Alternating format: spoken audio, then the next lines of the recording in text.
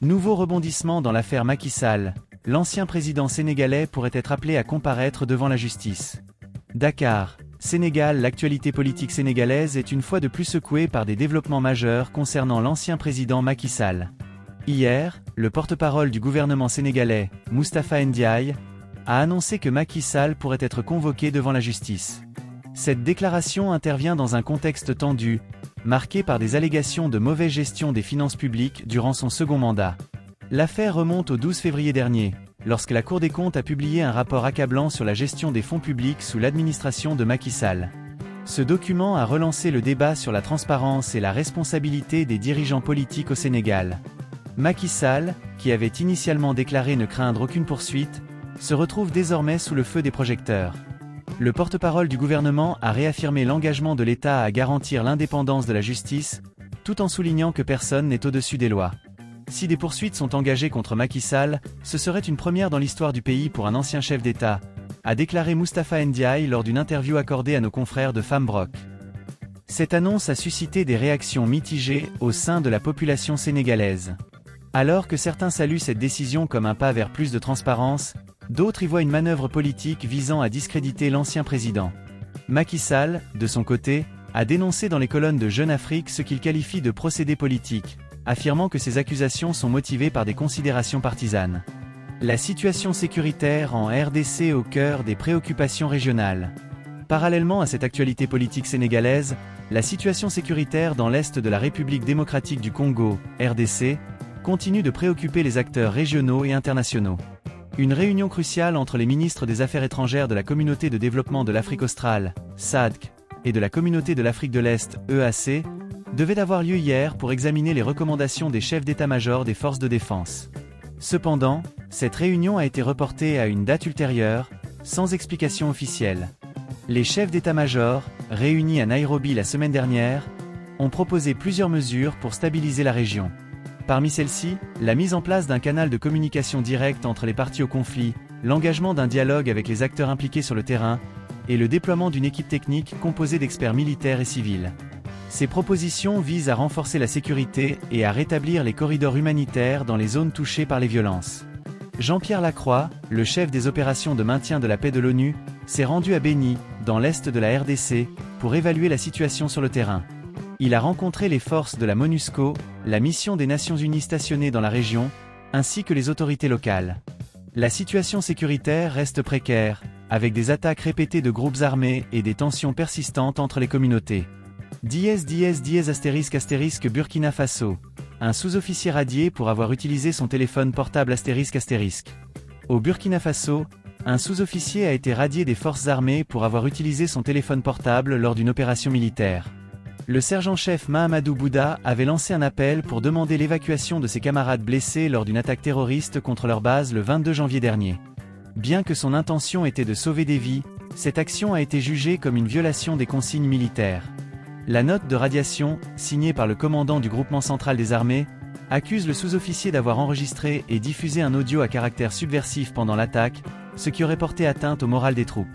Cet incident soulève des questions sur l'équilibre entre le respect des règles militaires et la nécessité de protéger les vies humaines dans des situations d'urgence.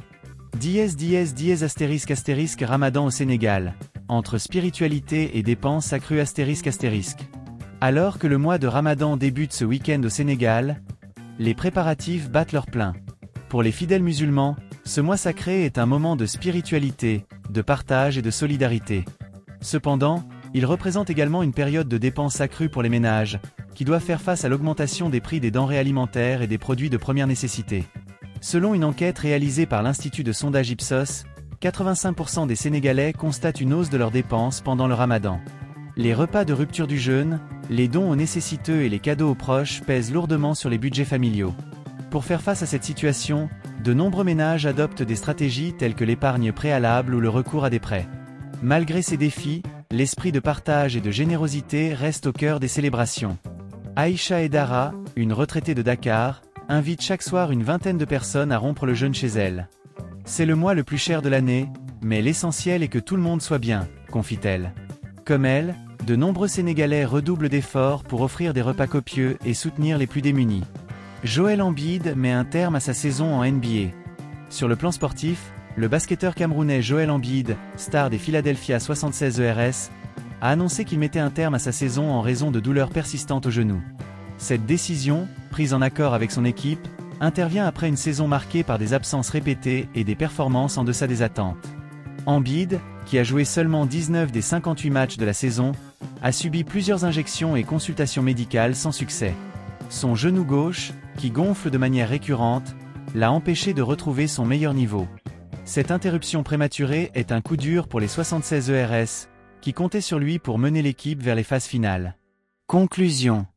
Alors que le Sénégal entre dans le mois de Ramadan sous le signe de la spiritualité et du partage, les défis politiques, sécuritaires et économiques continuent de marquer l'actualité en Afrique.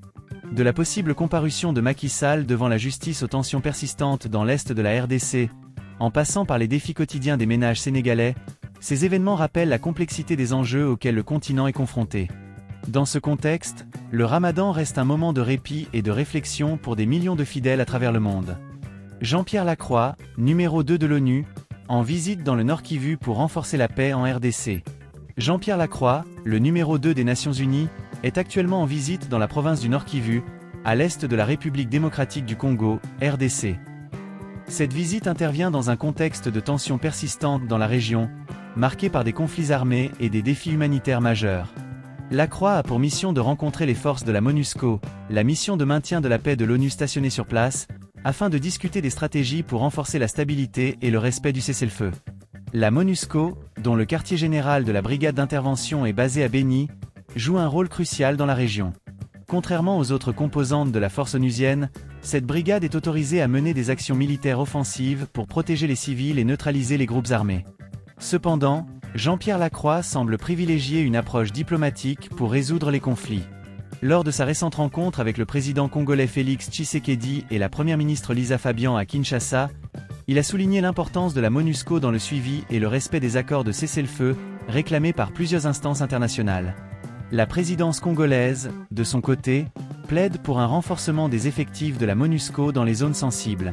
Cette demande intervient alors que la mission s'était récemment retirée du Sud Kivu, à la demande des autorités congolaises. Cependant, aucune visite n'est prévue auprès des soldats ougandais présents dans la région, malgré le renforcement récent de leur présence militaire.